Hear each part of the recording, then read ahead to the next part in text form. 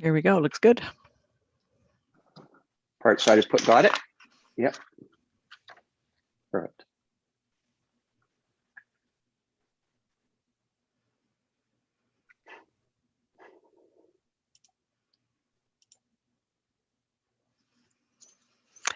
Welcome, everyone, and thanks for joining us tonight here in the Choices Markets YouTube channel. I'm Darcy Furness, the nutritionist in the South Surrey location, and I'm delighted to say that we're still offering our nutrition services with some COVID protocols in place. So if you would like to reach out and take advantage of this service, please contact your local Choices Markets and reach the nutritionist there, and she can tell you how to meet with her. A great way to stay in touch with us is to go to our website at www.choicesmarkets.com and sign up to receive our flyers and our newsletter in your email inbox. You can also follow us on Facebook and Instagram. It's great to get our things in your email inbox because you see when all our great sales are on. So that's a fun way to stay in touch. A couple of housekeeping details tonight. To thank you for your participation in the seminar, we're going to be mailing you one of these coupons, which is called a nutrition coupon, but we like to call them nut bucks. And that's worth $10 off a $50 purchase. And it's good for anything in the store, also including sale items. And for those of you that signed up on May 19th, we did have some technical difficulties for this seminar and we rescheduled. We're going to give you 2 nut bucks, which is our way of saying, please forgive us for the technical problems. So that'll all be taken care of automatically if you signed up for both seminars. PURICA has generously given us 3 beautiful gift baskets, and everyone on the call tonight will automatically be entered to win. And winners will be notified within several weeks. So that's really lovely of them. Tonight, if you have questions, you can enter the questions in the chat section on YouTube.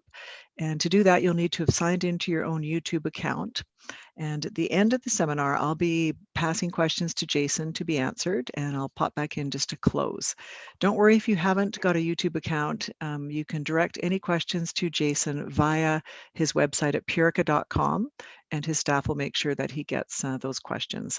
I'll also enter the web address in the chat, so you'll have a written copy of it there.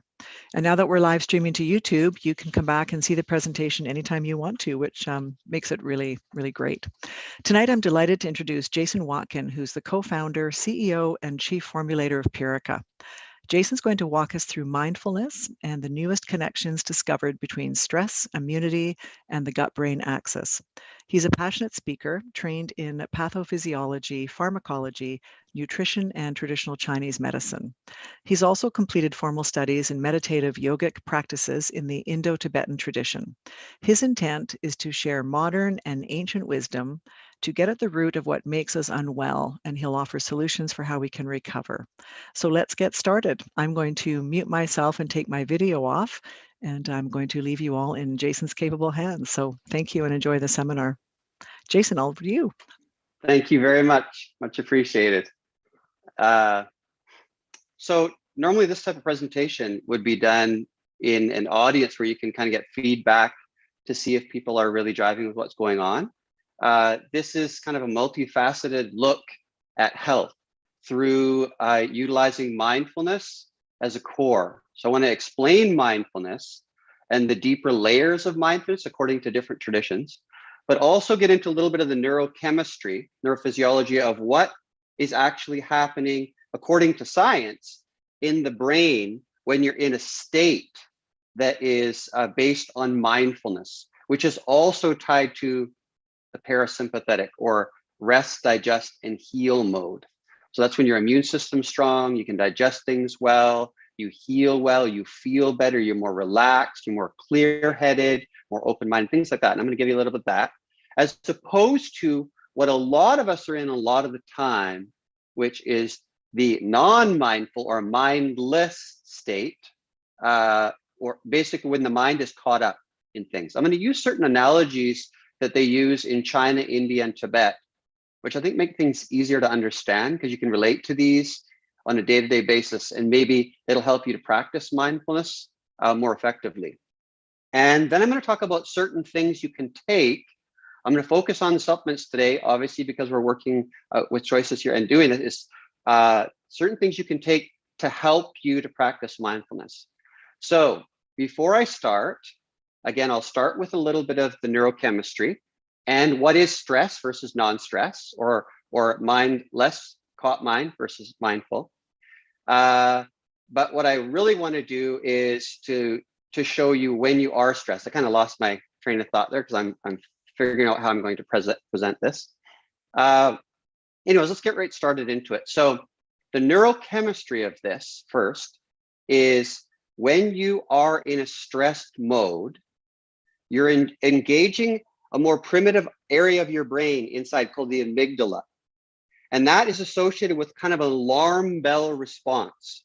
And when that alarm bell response is going off, it sets up your whole physiology to fight, to run, to freeze, or to fawn a response, a fake response. Almost like say you're a chameleon trying to fake that you're or a frog. It tries to stay so still so you don't think you're there. It can be freeze, but then it can pretend it's something else, that kind of idea. We do this a lot, by the way. We fawn a lot of responses. We act like we approve of what someone's saying just so we don't have to cause problems.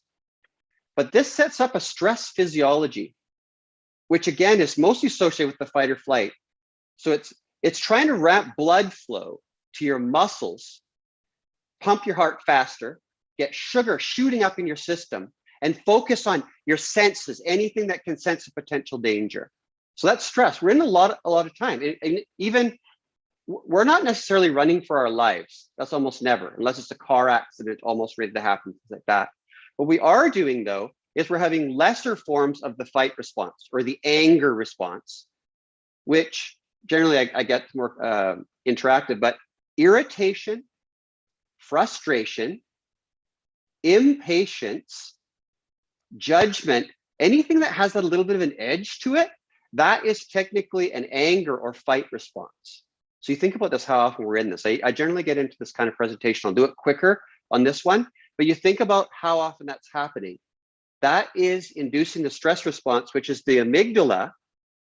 When you're having a stress response, the sense of I is solidified. In the Sanskrit, they call it ahankara. That means I making. It's kind of like a really ego response or a threatened response where you're protecting the I, which could be your family, your country, whatever, but there's a sense of me versus other. And when that happens, it's really interesting, an area of the brain up here called the default mode network, the DMN, that kicks in. And there's increased blood flow and nervous system activity, electrical activity. That's basically up here. You could think of this as this is me, me, me, me. And when you're feeling threatened in any way, when you have these responses of irritation, frustration, judgment of yourself and others, impatience, distraction all over the place. That's an agitated feeling. You're agitated. Your mind is not at ease. That's the simplest way to do it. If your mind is not at ease, that's not mindful. That's when you're in that response where you're thinking a lot about the I. Why I'm doing this, I'm spending some time here because this is super important. When you're focused on this I, you're not in the rest, digest, and heal mode. Your immune system is also threatened because everything is about the immediate response of fight or flight that you're obviously not happening. You might be irritated with a computer update. You might be irritated that you have to go to a party, or you have some little bits of anxiety because you don't want to do certain things. And right now, this is really big right now because this whole mask idea has caused different disorders of anxiety where people don't actually want to remove their mask and they feel that it kind of protects them from going to certain things. So there's another whole layer we're adding now. So just to be aware of it. Anyway, so what I thought I'd do is to show you here. I'm going to share the screen. I came up with this here as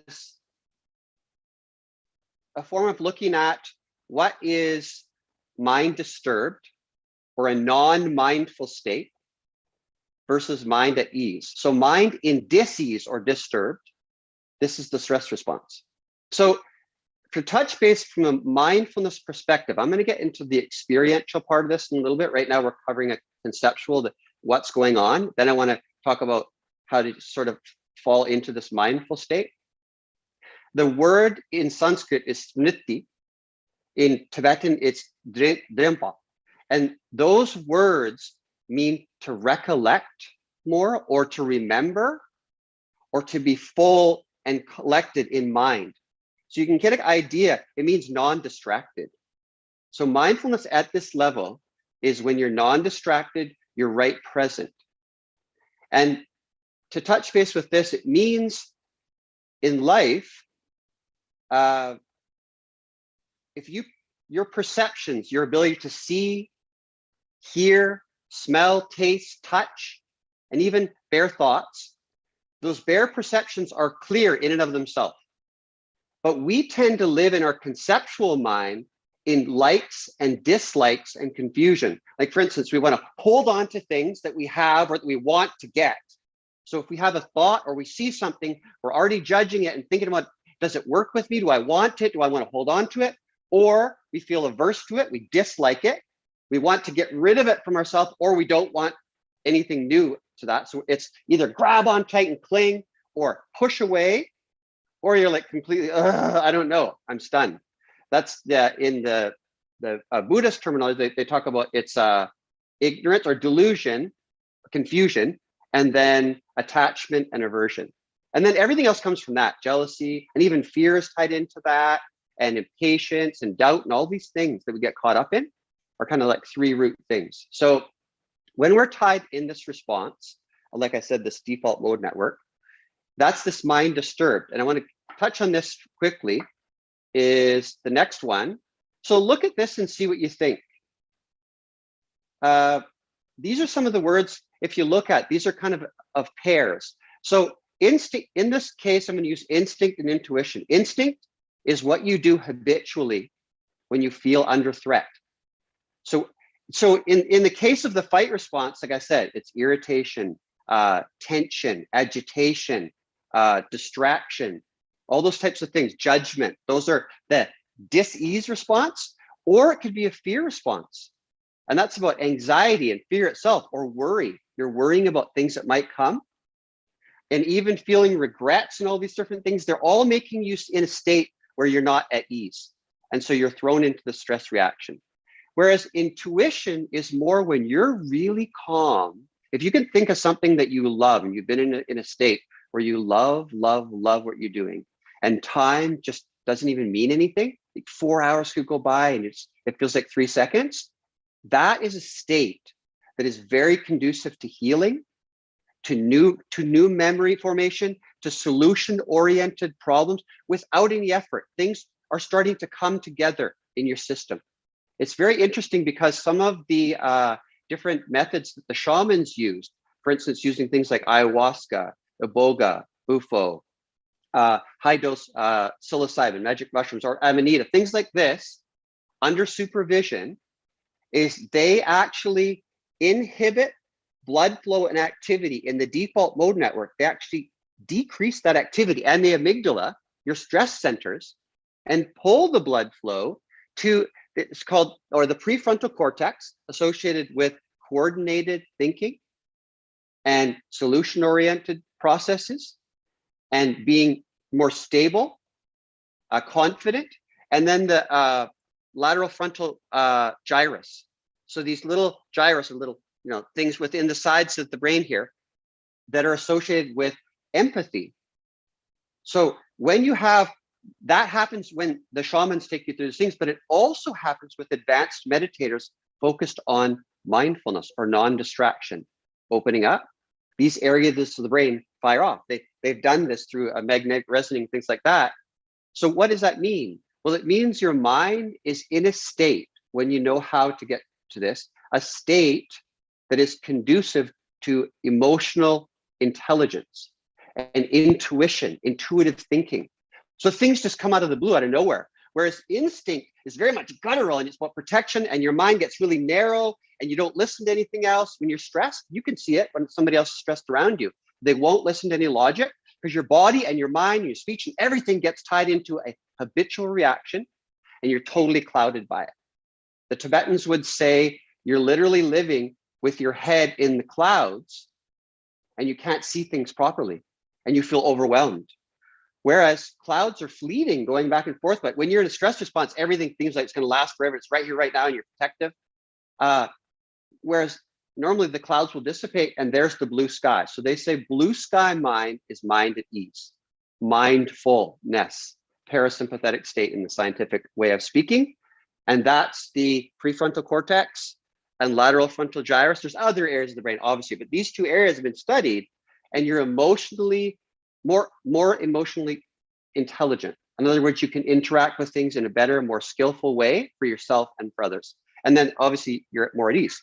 So distraction versus presence. So you can see the right-hand side again is mindfulness. Discomfort and dis-ease versus comfort and ease. Problems, you can see all these different things, right? Lightheartedness is big. Feeling restfulness, fearlessness and confidence. If you feel overwhelmed in fear and anxiety, you're in that stress response all the time. And your mind is getting distracted all over the place, including in these guttural instinctive responses. And so you're engaging areas of the body, and blood sugar is shooting up. And if you're not using it, not exercising or fighting or running, it's turning into fat, and it's decreasing sensitivity, and it's causing inflammation through your body, and it's causing mood swings and problems with the menstrual cycle in women, and agitation in men and women, and problems with memory. All these things happen with stress.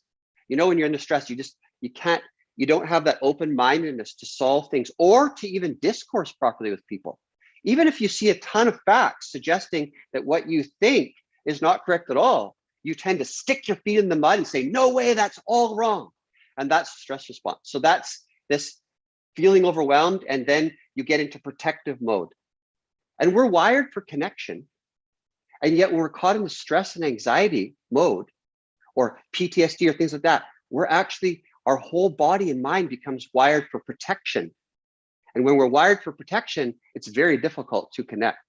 Even with forming relationships with other people and things like that, very difficult if you've been engaged for too long habitually in protective mode, and your nervous system and everything's engaged in that. So mindfulness practice, by the way, can disengage these things. But it's just like you don't go shopping when you're hungry because you want to buy everything. You can't just practice this out of the blue in real life scenarios. Usually, most people cannot do this. You practice it by kind of imagining scenarios when you become calm. Say sitting on a cushion or sitting in a quiet spot with your music where you won't be disturbed, or in nature by yourself. You just practice these things. I'll get into that. Time bound, you feel very much time it's got you caught. You're captivated by time. You're caught up in it. And when you're, like I said, in that sympathetic state, time doesn't mean anything. It really doesn't. It's just, whoa, it just goes by and you don't even know it. It just feels like you're right here, right now, and everything's really easy and fresh. Everything's fresh all the time. That's part of mindfulness. Things feel fresh constantly, instead of you're dragging a thought process out for a long time and you're remembering and feeling regret and all this kind of thing. And then you're shooting into the future of anticipating and preconceiving, things like that. It gets you really wound up. You're not actually here right now. We're in our heads, in the clouds, like the Tibetans say, literally. Easy analogy again. Apathy, you start, after a while, you just feel, I don't even care. I don't know. I can't get out of this. And you don't even want to participate in different things because you just feel like it's just going to cause me issues. I don't want to see them because I know they'll do this and that. And then you don't really want to blame it on yourself. You just want to keep on saying it's everybody else. But then you start to inside have conflict with that. Think, I don't know, is everybody a problem? And you know what I mean? So anyways, we come up with all these coping mechanisms that inevitably fail as well. So again, mindfulness gets you out of aggravation versus appreciation. By the way, appreciation, in a study they did with all the different traits, the 24 traits of the most highly successful people, happy people, it was a big study. And the number one trait beat all other traits combined, all other 23 traits combined beat them all. And it was gratitude, appreciation. From that, everything flows. But in order to appreciate, you have to actually be here. And that's that mindfulness or awareness practice. And then patience versus impatience. So, and then the second one is more what it does to your body. If you look at this, a catabolic is breakdown of your tissues. Your body breaks itself down to fight or run. You're literally aging yourself when you're stressed. Just if you're irritated, frustrated, or a little bit worried, anxiety, impatience, judging yourself and others, just whenever your mind's not at ease, and even if you're confused, distracted, you're aging yourself. They know that from different drug studies like corticosteroids or people with Cushing's disease where the cortisol levels are high all the time, that you are actually aging yourself. So the other side is the anabolic state, and that's the build and repair. And you're in that state of like a young person, your body's healing and everything. So and then immune, the largest inhibitor of your immune system is stress. So if you're stressing all the time, your immune system's dysfunctional. Because the immune system is considered not important for fighting or running, to protect your organ systems. And so if you can get out of that stress response and into this more mindful present state, your immune system's super strong. It's like a kid. Kids tend to rebound, they're more flexible really quickly. Mindfulness teaches flexibility where you can roll with things. I like the old saying, water off a duck's back, just rolls off. Things keep coming at you, people say all these things to you. You don't take yourself personally, so it just rolls off your back. You take yourself personally because that default mode network's engaging and you're all about me and fighting competition. It's very competition. Even about your opinions. I want my opinion is right, yours is wrong. And even if you don't say anything, the whole time you're judging what somebody's saying by what we believe. We judge what they're saying and we're not really listening and present. So again, but that's stressful to do that. And they might be having a great time talking to us, but we hate it. So there you go. With the hippocampus is associated with memory. It looks like the upside down seahorse. By the way, hippocampus starts to involute or shrink as you age, and it causes memory issues. And past 50, 45, this is happening, you know, you're losing a certain percent every year. Just half an hour a day of walking, not only does it stop the degeneration of that tissue, but it also improves the size of the hippocampus. So you can actually improve your memory when normally you'd be losing it. And walking gets your lymphatic system going, you're clearing blood flow, and it helps you to deal with stress and get your mind at ease. So you can operate from different angles through, you know, moderate exercise and yoga and walks in nature and Tai Chi and Qigong and things like that. Rowing is an awesome one because you're on the water and it's quiet, still, and open. You get into these states. Cooperative versus competitive, open-minded. Also the increased neuroplasticity, your ability to formulate new memories and to have solution-oriented thought is tied to this mindful parasympathetic mind at ease state. And then the last one, addiction.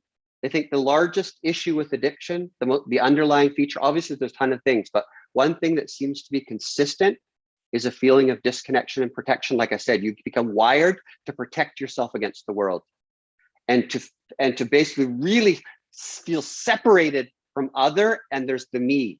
So you're always in stress mode. So you need to get back to connection. That's being here right now and getting out of your thoughts and habitual tendencies.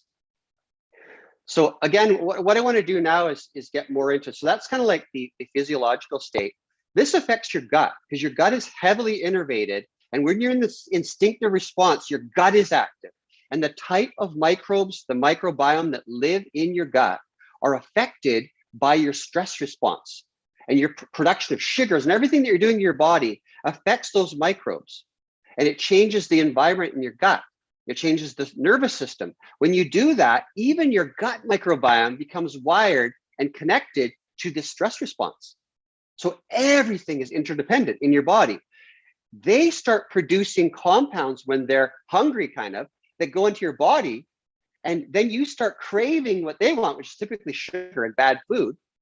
And then the cycle is vicious because you have blood sugar spikes and swings, you get stressed, you crave all these foods that you feel bad about, all things, you know what I mean? So the idea is once you start to focus from this level or from a dietary level or from an exercise level, all these different angles are changing your gut microbiome, which changes your nervous system in your gut and relaxes you, changes blood flow to certain areas that are more conducive with the non-stress mind at ease response, then that changes your microbiome.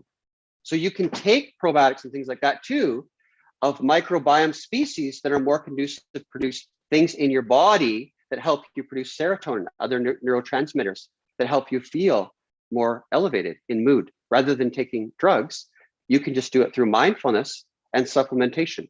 So that's why we talk about probiotics a lot. They're tied to everything. The research on them is super exciting. So I'm kind of touching on that, but also there's different foods that you can eat, fermented foods and things like that that give you that, right? So you can come at it, like I said, from a lot of different angles. So I'm going to close that window. And now what I really want to talk about is coming at it from a different level. So because I said mindfulness is really about recollection or non-distraction, Many of you have probably heard about mindfulness or practice mindfulness. Mindfulness has become a buzzword.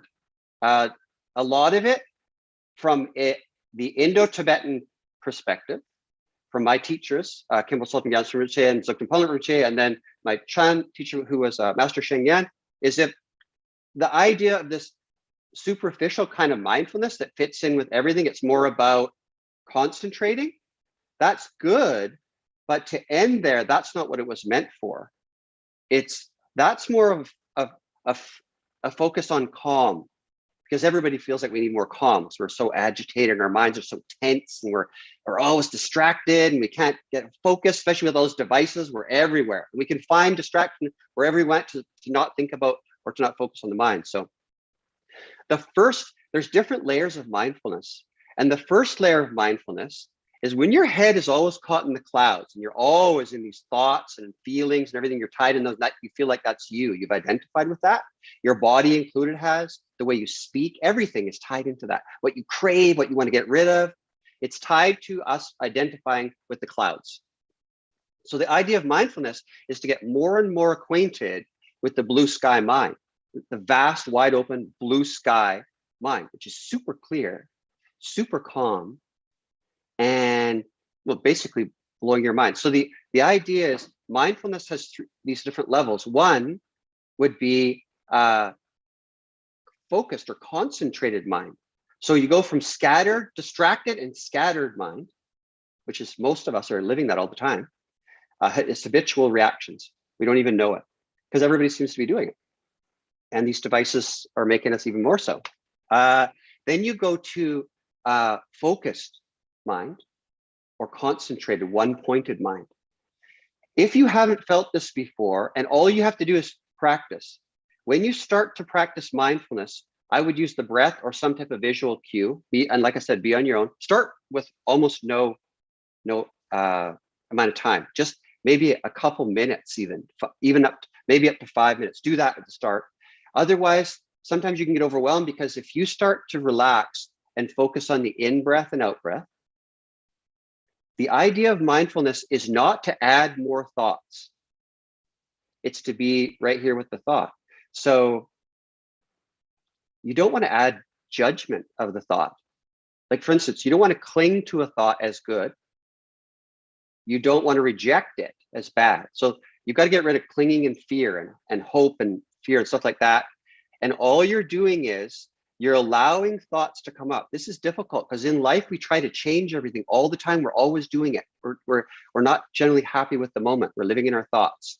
We want to change the moment for some reason, make it better, make it last longer, get rid of it. Don't let this kind of idea, adopt and reject. So that takes energy. That's not mindfulness. That's still living in your thoughts. So the idea is blue sky mind is not about that. So to get concentrated on the breath, you might first feel, they call it a waterfall effect, where when you're starting to focus on the breath, the in-breath and the out-breath, and every time your thoughts get distracted, you come back to the in-breath and the out-breath. And you don't judge it at all. You don't say, oh, I did it again, or when am I going to get this right? Just every time you keep coming back. Some people count the breaths. It makes it easier. 1 in, out, 1 in, out, 2. And every time you lose your thought, you go back to 1. And it's not a competition. So you're not trying to get, oh, I did 150 today. How many did you do? It's never about that competition, that stress brain. This is all about just for you right now. And so when it starts to happen, you might get a waterfall effect of lots of thoughts coming at you. And you think, oh my God, I don't like this. There's too many thoughts coming at me. But that's actually natural. Those are going on in your mind all the time. And certain ones are winning out. Certain thoughts or feelings are winning out. But there's so much activity in your mind. So many clouds moving through the sky. Dark clouds, light clouds, skinny clouds, huge, tall clouds. All this kind of thing are happening. Feelings and thoughts and emotions and judgments and all this stress stuff. So you let go of that. And you just stay with the breath. Eventually what's going to happen, it might not happen the first day, the second day, the third day, it might, the fourth day, even the first week or two, but eventually something will click where you get a glimpse of the blue sky mind. You can't really put that into words or explain it, but what I think it does is you could say on this level of focus and concentration, is there's intense amounts of confidence that builds in that, because you've directly experienced something that's beyond mind, which I'll talk about in a bit, or simply beyond, I call it, that blue sky mind. And you realize that you don't have to be effortful in it. You don't have to be thinking, I have to think through this problem, I have to do this. Spontaneous, big idea thinking comes, that intuition comes, boom, you feel it through your whole body. And that's just glimpses of it just from the calm. For instance, if water's whipped up and there's dirt in it, it's all muddy, you can't see through it, and the waves are happening, everything like that. But if you just let it sit, if you try to scoop out the mind, stop this one and stop that one, push that one away, the wave, it's just going to stir up the water more. So you just basically have to let it calm. And when you let it calm, the dirt settles to the bottom and the water becomes super clear and calm. And that's the mind. You can see into the mind in a different way. And if you stay with the breath, don't judge the thought, then everything opens up. And there's a sense of joy. I don't want to sound, I want to make this down to earth, but real, is there's a sense of some type of joy, or whatever you want to call it, happiness, through your whole body and your mind. But a confidence and a fearlessness is right there. There's a lot of other things too. I'm just trying to list qualities. When you have that, you feel like you've just accessed a part of you that maybe you've never accessed before. Or maybe a memory comes back when you were a kid of when you did access that feeling. It just floods back to you. And then you want more of that. Instead of turning to alcohol and different drugs and binging on Netflix, or having to find all these different connections, going out and doing this, doing that, doing this, doing that, shopping, all that, you'll see that this is like a million times better just in this. So then that's that one pointed mind. That gets you into that parasympathetic state where you're in rest and digest mode, creative mode, open-minded, immune potent, and your mind just feels so much more impressive. You feel like you can, you're compy, just let things go off, and you don't even, it's like it's not even you kind of idea, but you feel it's a deeper part of you, like a child mind. Everything feels more fresh and exciting. So the second stage is, if you get deeper in this and you keep practicing this, what you want to do is go out in life and see if it's effective. You'll know if it's really sinking in if you stop reacting to things the way you did before, and people. And so circumstances, events, people. But this is the key thing. I would let other people in on this, because other people generally recognize that you're reacting differently before you do, because we often think it's everybody else's fault why we're reacting. We have all these reasons why we react. Objects and people are the problem. But the idea of mindfulness is to let go of the object and the thing, and just to look at the mind that's experiencing anger. This is called Mahamudra or Mahatsandhi in the or Dzogpa Chenpo or Chagya Chenpo in the Tibetan Indian traditions, is that this is not using concepts. It's looking at the mind that's caught up in something, but dropping the object. And you first do it with imagination. You try to get really calm. Again, don't go shopping when you're hungry idea. So you get really calm in this breathing state. Then you test yourself. You bring up a thought like anger or a clinging attachment or something that really gets you wound up, and you look at that right away. You drop the object, the person that you're imagining, or the object or the circumstances that evokes that gives you anxiety or anger or whatever. Drop the object. You're just imagining it anyway. And just look at the mind without thinking. Look at the mind as if it's the breath that is experiencing anger or attachment or anxiety. Just look at it, and something really interesting happens. It starts to kind of see through it, and you realize there's no substance to it. It's like a cloud, wispy, flowing through. They come and go. So it leads to something in the Chan and the Indo-Tibetan tradition, they call one mind. That's where you start feeling really like you're one with things. You've heard people say that it's religious, and you don't have to be getting all fluffy language or anything. You feel this right down to your core, that everything feels like one. It's almost like your body is dissolved, but everything's still perfectly there, but you don't feel all the borders and that protective idea.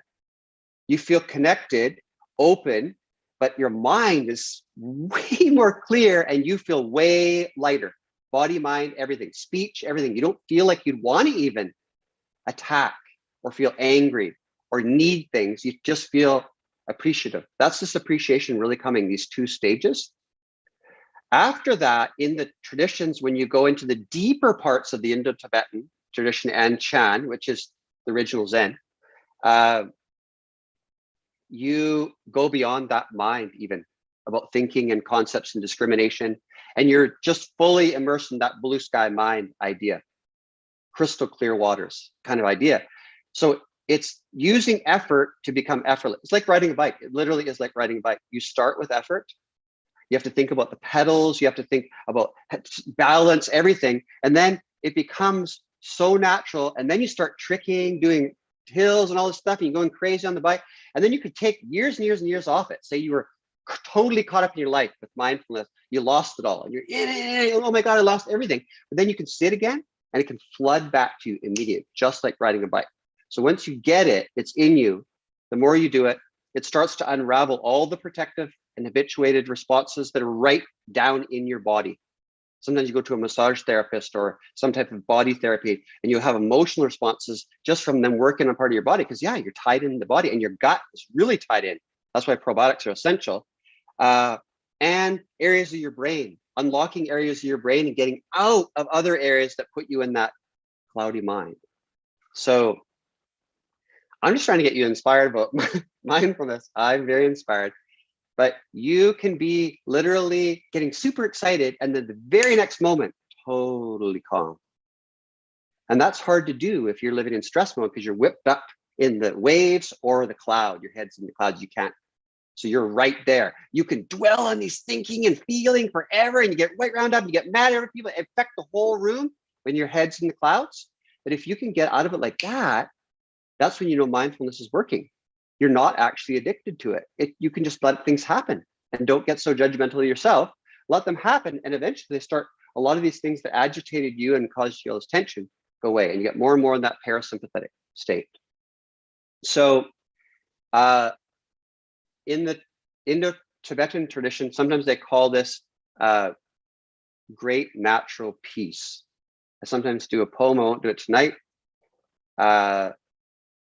But it's basically about getting out of this, finding the comfort and ease, just getting out of that mind space by working with mindfulness. And I would do this as long as you can on your own until you feel confident that you have experienced that blue sky, when you feel that habits and thoughts and everything, and your body even becomes super light and totally relaxed. When you felt those, try to get more familiar with them. Just keep practicing, and eventually more and more of the blue sky opens up in your body, in the movements in your body and your mind, and then you start working it out into practicing it, and then you can change your whole life. So what I want to do, and I can touch on a few things again, is when you're first starting this, it can be very difficult for a lot of people when you're sitting doing nothing. For one thing, people don't like the idea. They think they're bored. And then your mind starts thinking, I'm bored, I'm bored, I'm bored. Why do I want to do this? That's the mind thinking again. That's that monkey mind, distracted mind, cloud mind. So the idea is to go beyond that mind. But at the start, it's resisting because it wants to be involved in something. The mind, it's like a monkey. It needs to go from branch to branch to branch, or it's causing all this kind of problems. So to get out of that, sometimes changing your diet is really big. Getting rid of things that are stimulating or dull you. Stimulating things can be garlic and spices and everything. You have to find out for yourself what stimulates you. Sometimes what's easiest is if at nighttime you eat or drink certain things and then you don't sleep very well, or you wake up in the middle of the night, or your gut has problems. Those are stimulating foods. Or foods that dull you. Too much fatty foods mixed with sugar can cause blood sugar up and then down.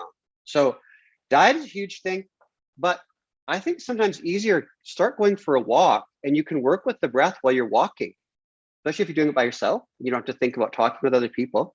Is if you go for a 15-minute walk, 20-minute, half an hour, whatever you do, You get into a rhythm of walking and breathing the whole time. Try to get out of that thinking mind that you do on walks. We start getting irritated at all the things we should have said to somebody, and I'm going to do this. All those things, let them go. Pretend you're in this really nice bath and your mind just lets go. Walk, breathe. Going for a walk, like I said, will shift the blood flow to certain areas of the brain. They're more conducive with that parasympathetic state, the rest, digest, heal, powerful immune system, open mind mode. That just feels better, way better. Then once you start doing the walks and things like that, then it helps your practice. So everything is interdependent again. It's going to help you. So the more you can change and do it really slowly, and don't stress yourself out. If things like this are going to stress you out, that's not going to be conducive. So you're trying to make yourself as happy as possible with mindfulness instead of thinking it as a chore. That's why it's good to do it in short little sessions, because then it's doable. Even 90 seconds. There's this thing you can look on the internet. It's called box breathing, and you follow. It's like the little dot goes up, across, down, across, up, and that's one full breath. So it'd be inhale, hold, exhale, hold, inhale, hold. Just do that for 90 seconds. So you could do it at work even. If you're getting worked up and stressed, or in your family, you turn it on a computer and watch that. You could have it downloaded, it's a GIF, little box breathing. And then you can move on from there. That's a good way to start, actually. Then you don't feel stressed by it. You also feel, whoa, I got control of myself really fast. And it starts to feel nice. Even your breath becomes different. It's an interesting feeling. Anybody that's done this before, it feels nice to even breathe. Like you just say, it's okay to just breathe. Like, you get that? You get, it's okay to just breathe. So mindfulness kind of shows you that side of yourself, and you feel like then I don't always have to be trying to do to be better, and to go on and on, because everything starts to unleash itself. So the different stages of mindfulness, before I get into some supplemental things that can help you as well with certain things that might bother you, especially at the start with your physical body, is that Indo-Tibetan and Chan traditions, again, they talk about the first stage of mindfulness is like recognizing a friend in a market. What does that mean? It means like, okay, you might have lost your friend for a bit, got caught in thinking or feeling or habitual reactions in your body and said certain things or done, or even felt tense, even causing you not to sleep. But you pretty quickly recognize that friend. When you recognize that friend, then it's okay again. So you recognize the breath again, or the center, or the blue sky mind of it. You're not in the clouds. Then the next stage is like a snake unwinding itself. That sounds really weird, right? But if you tie a snake in knots, it's pretty cool. It doesn't work. It just relaxes and the knots unleash. You could tie in a whole bunch of knots and it just relaxes itself. So basically, you let yourself get wound up for a bit again, but you just relaxed it away. You didn't have to try to find it again. It just, you're starting to get more effortless. There's a certain effortlessness. You became mindful and you relaxed again. The third one is the traceless flight of a bird, or finger tracing in water. It's there very briefly and goes away all by itself. There's less concepts here about having effort and doing. It's just starting to happen by itself. If you get caught, it's very briefer and briefer, and you are able to find that center again. It's also like the eye of the storm, which is super calm while everything's whipping around. If you're in the center, it's super calm, almost more calm than normal and silent. So there's that traceless flight of a bird, or finger tracing on water. The last one is thief in an empty house. You don't even get caught. You're just basically in that blue sky mind more and more, where you're allowing yourself to be really spontaneous and fresh, like a child, really engaged. And you're not contriving things or habitually reacting anymore. And if a thought or feeling appears, it self-liberates, just goes away. That's the ancient traditions, like in Zen, Mahamudra, Masandi, is all about the more you practice this, then it's not about doing and thinking effort anymore. It is like you've mastered riding a bike. You don't even have to think anymore at all, right? Just like breathing. You don't have to think about it anymore. It just happens. When you're in that state, then, like I said, it's very conducive physiologically speaking. So you feel great mentally and you feel lightness internally. But if you have all these different conditions associated with chronic inflammation, which is associated with the stress response, because when your body's breaking itself down to fuel a fight or flight response, that causes inflammation. Because degeneration or irritation of the body causes breakdown of tissue, number one. So you age, your gut linings break down, the moats lining that. And so things start getting in your body, even from your digestive tract, microbes, food particles, things in the air go through your lungs because the moat is breaking down, not repairing fast enough. That leads to inflammation and immune responses. It can lead to what they call autoimmune type reactions. And then you're tired all the time. It might be start out mild. You don't know it's some type of chronic inflammation, you just feel tired all the time. And you have problems digesting food. It stays in there a long time. Your hormones are all over the place. You might start to lose different hair. Your nails might not grow as well. Your skin's changing. Your vision's blurry. All these things can happen just from chronically engaging in that stress response when you are distracted in all of the clouds of thought and feeling and habitual tendencies and subjective opinions and emotional consciousness, things like that. Get too enamored by it and you think that's you. So again, mindfulness is about breaking free of that and finding the center. So what you could do now is you want to stop inflammation. Most of us have quite a bit of it because we're living in this response. And so a really powerful anti-inflammatory is curcumin. So I'm going to talk a bit about what we do at PURICA because we're going with that. This is just, I think, helpful when you are trying to get to sit or just to be more mindful and not thinking about your pain or your gut problems or all the stuff you think about, even your physical appearance, all these things that are bothering you. You feel like you're aging really fast and this stuff's happening. You can't remember things.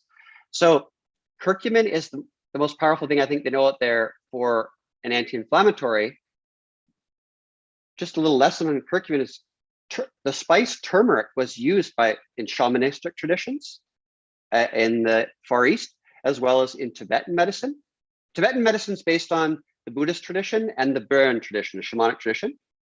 And then it's also in Chinese medicine. Traditional Chinese medicine is based on the Taoist tradition, also fused with the Buddhist tradition, becoming the Chan tradition. Those traditions kind of blended in a way to become Chan. So Chan and Taoist, which is about balance, yin and yang, things like that, which is great when you're talking about medicine, getting your body into balance, the energetic and nutritive parts, the yin and the yang parts. And then the Indian system, Ayurvedic medicine, is based on the Vedic tradition, or what is in modern term we call Hinduism, but the Hinduism is not really a true term. It's called Sanatana Dharma, and so the Vedic tradition. So anyways, these traditions, they have all at the core of their medicine, even mindfulness type practices to get your body into balance. It's essential to get your mind in balance to allow all these medicines to work. It's truly holistic medicine. And that's starting to be incorporated in some Western forms. And luckily in our naturopathic forms and everything, they get you involved in that. But in the East, especially in Tibet and China, Japan, Korea, India, they're based on that in their traditional medicines. So it's essential. Okay, so they were all used turmeric, the spice, and that has about 3 to 5% curcumin, a really powerful anti-inflammatory. So what they did is they extracted that out to 95%. So it's been around forever. We used to use it with horses in it, but it stained our facility so bad we stopped using it 20 years ago. And then it became big in our industry 10 years ago. With these extracts, it's really powerful and you can integrate it with other drugs that you're using, whether it be non-steroidal anti-inflammatory drugs or steroidal drugs, or biologics, right? Disease-modifying antiemetics, all these different drugs that people use for chronic inflammatory pain conditions. You can safely integrate curcumin with those drugs. But what we did is we worked with another researcher that instead of trying to make that curcumin more absorbable, found out that curcumin has 3 different curcumins, 1, 2, and 3. And curcumin typically is about 90% curcumin 1, which has okay anti-inflammatory power. Curcumin 2 is around 10%, and curcumin 3 fraction is typically less than 1%. It's kind of like estrogen. Estrogen is not a compound. Estrogen is composed of 3. estradiol, estrone, and estriol, and they have different activities and they balance each other. So the curcumin 3 fraction is normally really low, less than 1%. So this one research got it up to 30%.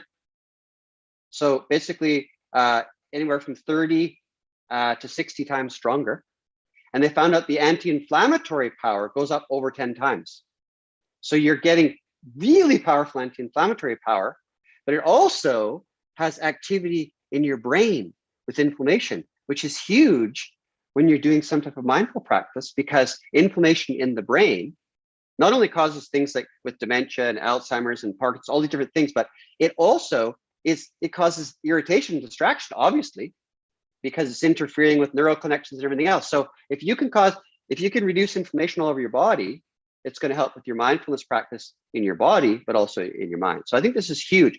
The other thing that they use in the East that's big is medicinal mushrooms. And like I said to you before, psilocybin magic mushrooms has research in Johns Hopkins, things like that, for reducing activity in this default mode network, your habituated part of your response, which is the I making, aham kara, me, very much associated with stress, fight or flight, competition, as opposed to these areas here, the lateral frontal gyrus and the prefrontal cortex, about emotional intelligence, connectivity, and open-mindedness, which there again is associated with practicing mindfulness in your body, mind, speech, everything.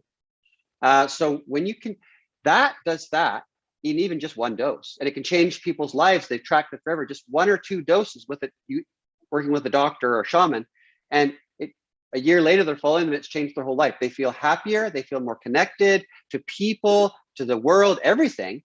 And their mind's more clear. That's impressive. And it helped them get out of addiction. It's not something that hits dopamine. It's not associated with the dopamine pathway. So it's not an addictive thing.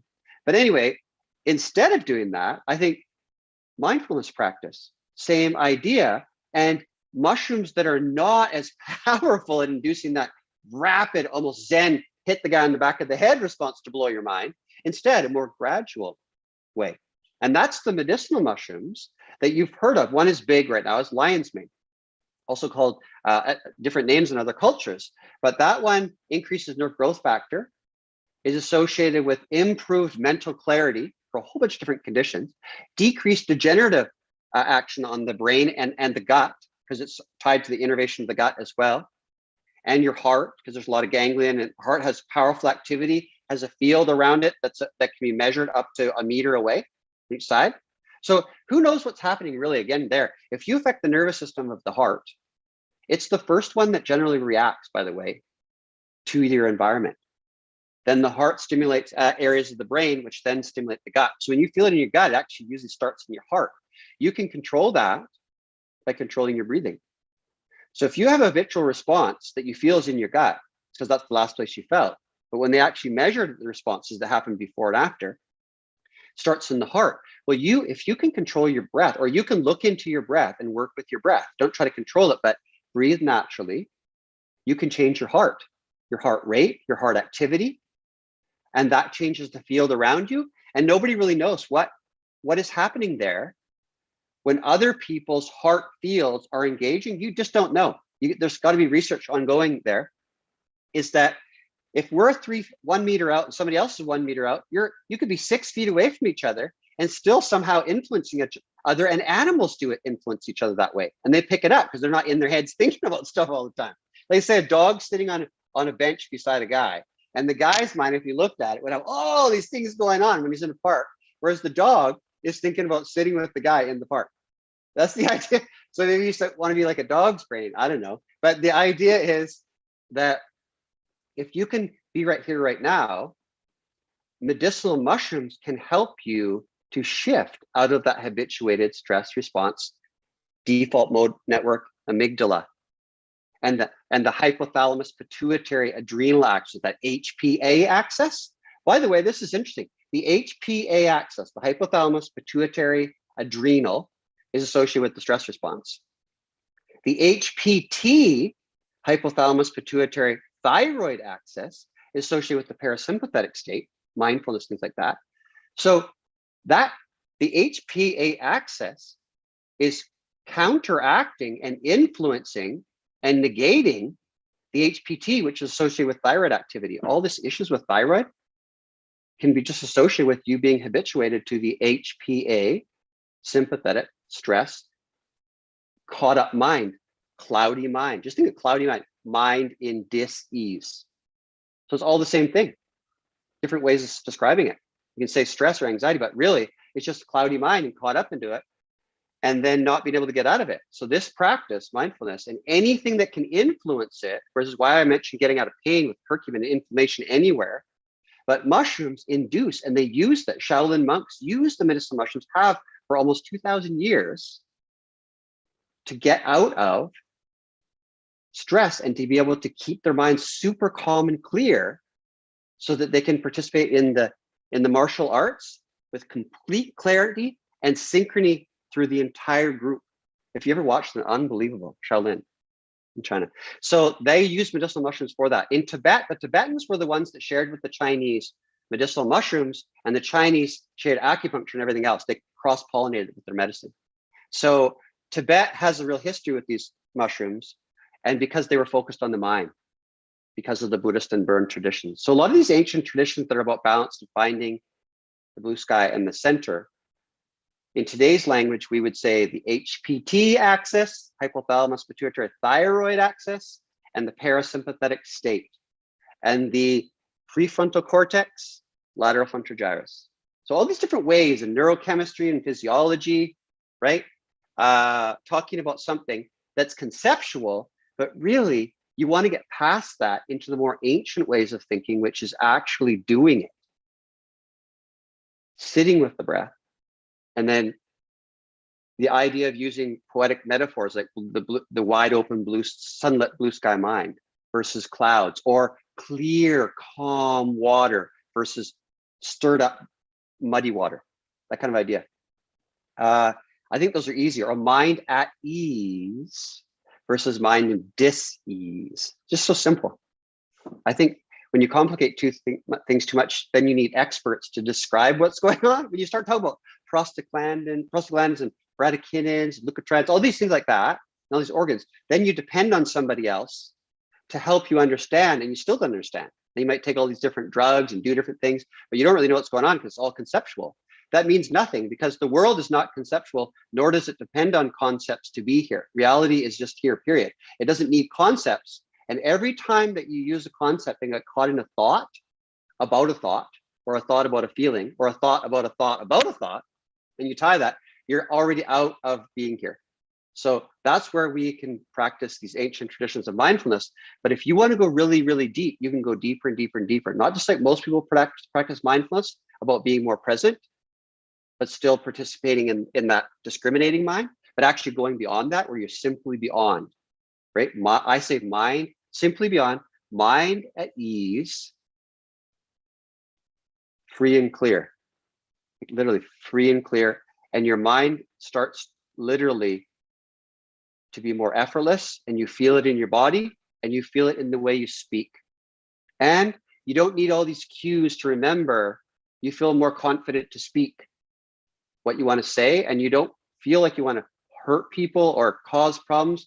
You're not afraid to say what needs to be said, though. Sometimes if you think you need something to be said, that could be still your habituated way of thinking. I need to say, I need to tell that. I'm talking about more being spontaneous and being happy about it, and then feeling comfortable afterwards, where you don't feel all these regrets. Another thing to talk about are the probiotics. Like I said earlier, they are a huge part of how you interact with the world. There's more microbes in your body than all the cells of your body, just in your digestive tract. There's trillions of them. We all have different types. If you go change your job, your microbes change in your gut.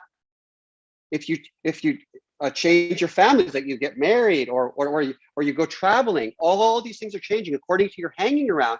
You're getting influenced by their microbes, and those microbes change the way your mind works and your body and everything. If you have mindfulness practice, you can be more balanced, and these things won't affect you. But if you want to change your gut to help change your body's response and your mental, and change your mind and your moods and everything, that's where integrating select strains of microbes, which is what we do at PURICA, that affect gut anxiety For instance, we have one called intensive GI. That's for the gut anxiety connection, which this is a legitimate, strong connection that they're doing a lot of research on, is that the gut is tied to anxiety in a lot of cases. Not just that you feel problems with your gut that makes you anxious. I'm talking about species living in your tract by producing different chemicals and causing imbalance, like in the Taoist tradition, imbalance in yin and yang kind of idea, that you actually start to feel agitated and get that mind dis-ease state instead of the mind at ease state. And then, like I said, everything's a vicious cycle. It's a domino effect. So by taking certain microbes, you can change everything. And a lot of microbes affect your heart even. There's certain microbes, we have one called cardio that affects your heart and lowers cholesterol and triglycerides, which then affects your ability to think. If you have too much fat in your blood, things like that affects your heart, yes, affects blood flow, that affects your brain and your ability to even be calm or non-distracted, which is mindfulness. And your immune system is also tied.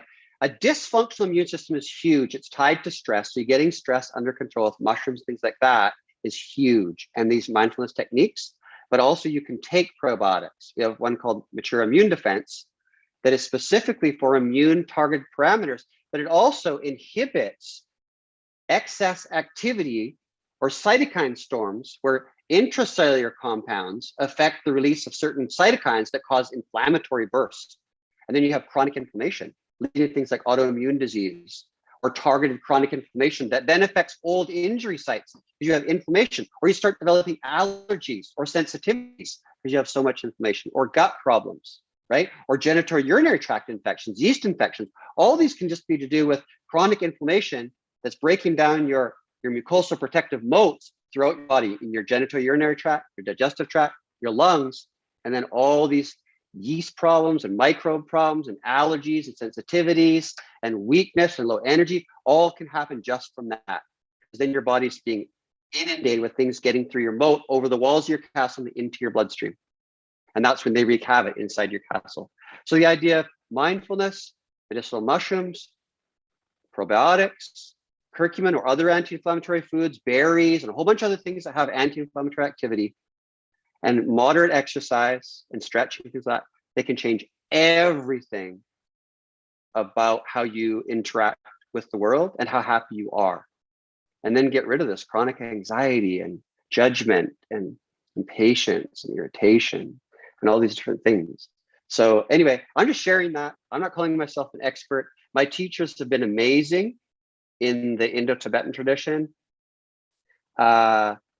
I think they're an amazing people and they have an amazing legacy to leave us. But there's so many traditions that you can go to, whatever, even if you're in a certain religion, like in the contemplative aspects of Christianity or in Islam or Judaism, those two, or in the Hindu faith, this Sanatana Dharma or the Sikh, they all have these deeper traditions that are not so much based on morality and rules. They're more based on really going deep in and allowing a more effortless thing to come out rather than having to think of what I should do and shouldn't do and can't say, can say.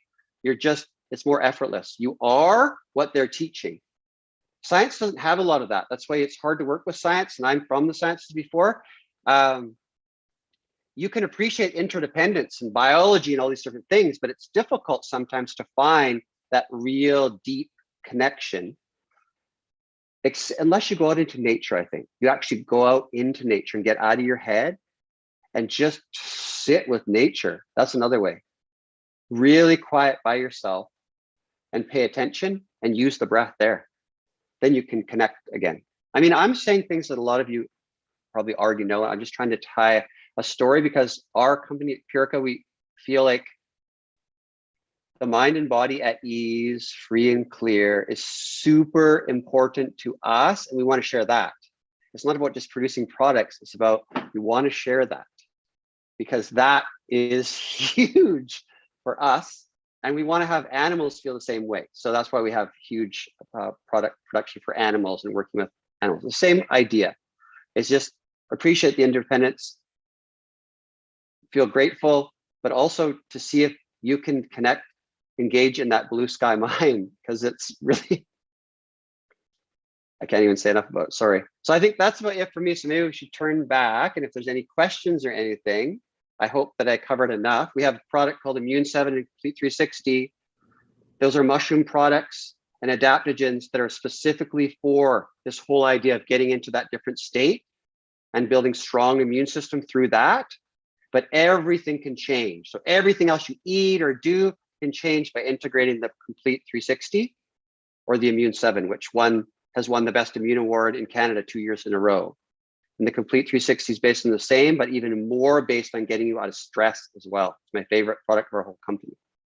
Anyways, maybe I can turn it over now to questions and see what anybody has. That's great, Jason. Thank you so much. That was fascinating. I loved some of the lines you did here. Just before we look at questions, ways to get to that great natural peace and that mind at ease, free and clear. I think what you said too about we're always reaching for connections. That's so true. And we just have a huge inability to sit quietly with ourselves in a room, don't we? And maybe that's a good place for people to start that haven't been involved in these things. And they really are practices, aren't they? It's not, as you say, a one-shot deal where you take a course. Well, I've mastered that. It's like a daily thing, isn't it? So yeah, and I've used some of your products myself. Remember, we used to travel. I love the 7X. I wouldn't dare travel without it. So I've got some familiarity with them. Let's take a look now and see. I don't see too many questions coming in, so that can be part of the whole platform here. So we'll let people do their own thing. But again, thank you so much. We've really enjoyed this tonight, and thank you for your generosity and sharing the gift baskets with the lucky winners. It's great. Thank you very much. Appreciate it. All right. Yeah, we'll see you soon. And thanks so much, everybody, for joining us tonight. It's been great to have you all. And we'll see you guys soon for another seminar. So